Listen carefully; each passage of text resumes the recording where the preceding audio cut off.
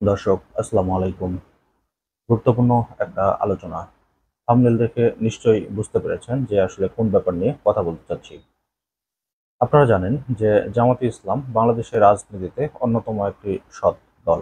ইতিমধ্যে আপনারা যতগুলো জরিপ দেখেছেন সেই জরিপগুলোতে কিন্তু জামাতে ইসলামের ক্ষমতায় যাওয়ার সম্ভাবনা সবথেকে বেশি এবং ম্যাক্সিমাম জরিপেই কিন্তু জামাতে ইসলাম জয়লাভ করেছে। এমনও জরিপ আমরা দেখেছি যেখানে প্রায় ৪ থেকে ৫ লাখ মানুষ তাদের মতামত প্রকাশ করেছে। সেখানেও কিন্তু ৫০-এর উপরে তারা ভোট পেয়ে নির্বাচিত হয়েছে। বিএনপি, এনসিপির অবস্থানও আমরা দেখেছি, কিন্তু জামাতে ইসলাম ছিল সবার উপরে। তো জামাতে ইসলামকে নিয়ে ইতিমধ্যে কিন্তু অনেক আলোচনা এবং সমালোচনা হচ্ছে। বিশেষ করে তাদের যে বড় একটা সমাবেশ, এই সমাবেশকে ঘিরে ব্যাপক আলোচনা হচ্ছে রাজনীতির মাঠে। এই সমাবেশকে কেন্দ্র করে ইতিমধ্যে কিন্তু অনেকেই বলছেন যে জামাতে ইসলাম ক্ষমতায় যাওয়ার সম্ভাবনা সবথেকে বেশি। তো আমি হঠাৎ করে এই কথাটা কেন বললাম যে জামাতে ইসলাম ক্ষমতায় যেতে পারবে না? এটার বেশ কিছু কারণ রয়েছে। কারণ ১ নাম্বার হচ্ছে বাংলাদেশে প্রচুর পরিমাণে দুর্নীতি, চাঁদাবাজ, টেম্পো স্ট্যান্ড দখল, ক্ষমতার অপব্যবহার এই কাজগুলো প্রতিনিয়তই হয়ে আসছে। বিশেষ করে বিএনপির সময়েও হয়েছে, আওয়ামী লীগের সময়ে হয়েছে, এরশাদের সময়ও হয়েছে। তো এই ঘটনাগুলোকে কেন্দ্র করেই কিন্তু জামাতে ইসলাম ক্ষমতায় যেতে পারবে না। কারণ জামাতে ইসলাম একটা সৎ আদর্শের রাজনীতি করে। এছাড়াও প্রশাসনে যারা রয়েছে, কিছু মানুষ সৎ রয়েছে, অধিকাংশ মানুষই কিন্তু দুর্নীতির সাথে জড়িত এবং এই দুর্নীতিগ্রস্ত মানুষেরাই কিন্তু উচ্চপদস্থ কর্মকর্তা হিসেবে সমাজে পরিচিত। এই কর্মকর্তাদের কারণে এক প্রকার ক্ষমতায় যেতে পারবে না জামাতে ইসলাম। কারণ তারা কখনোই চাইবে না যে জামাতে ইসলামকে ক্ষমতায় দিয়ে এই দুর্নীতির যে ভাগ-বাঁটোয়ারা এগুলা থেকে তারা বঞ্চিত হতে। যদিও ইদানিং শোনা যাচ্ছে যে প্রশাসনের অনেক বড়, বড় কর্মকর্তা তারা জামাতের লোক। কিন্তু অনেক কর্মী রয়েছে যারা কিন্তু সরাসরি দুর্নীতির সাথে জড়িত।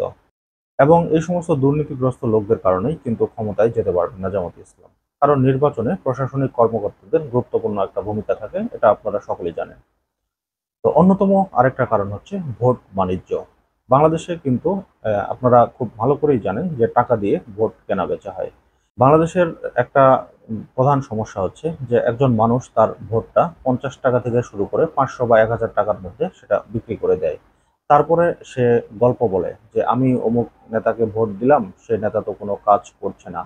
সে নেতা তো আমাদের কোনো কাজে লাগছে না।" কিন্তু সে তার ভোটটা কিন্তু বিক্রি করে দিয়েছে। সে একজন সৎ নেতাকে কিন্তু চয়েস করেনি। সে ৳৫০০ থেকে ৳১,০০০ মধ্যে বা ৳৫০ তেও এমন ঘটনা ঘটেছে যে ভোট বিক্রি হয়েছে মানুষের।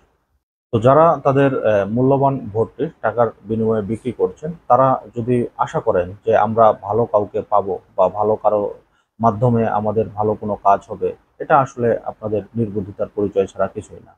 আর আমার যতটুকু মনে হয় যে জামাতে ইসলাম টাকা দিয়ে সেভাবে ভোট কিনবে না। হয়তো তারা টাকা-পয়সা খরচ করবে কোনো না কোনো পারপাসে, কিন্তু টাকা দিয়ে ভোট কিনতে হয়তো তারা যাবে না। কারণ তাদের মধ্যে একটা আদর্শগত দিক রয়েছে। হ্যাঁ, তারা যদি তাদের আদর্শ বিলীন করতে পারে, তাহলে হয়তো তারা সেই কাজটি করবে। আর মূলত এই কারণগুলোতেই আমি বলছি যে জামাতে ইসলাম ক্ষমতায় যেতে পারবে না। তবে মানুষ যদি একত্রবদ্ধ হয়ে তারা চায় যে দেশকে সামনের দিকে এগিয়ে নিয়ে যাব, কোনো দুর্নীতি, চাঁদাবাজ, টেন্ডারবাজি, কোনো অফিসে গেলে, কোনো ফাইল পাস করতে গেলে ঘুষ ছাড়াই কাজ করতে পারবো, তাহলে আমি মনে করি যে মানুষ জামাতে ইসলামকে ভোট দিবে। তো দর্শক, এখন দেখার অপেক্ষায় আসলে সর্বশেষ পরিস্থিতি কোন দিকে যায়।